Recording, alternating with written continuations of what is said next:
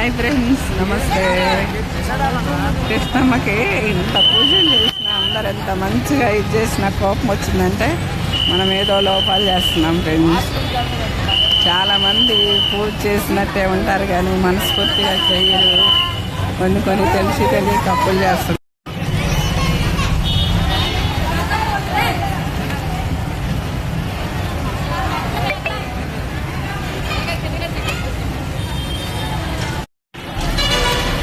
ఇంత మంచిగా కనకదుర్గమ్మ ఇక్కడ వెలిసిందంటే అమ్మవారు ఎంత మనకి మంచి చేసింది ఫ్రెండ్స్. మొన్న అలా జరిగిందంటే ఖచ్చితంగా ఏదో మనం లోపాలు చేసి ఉంటాం.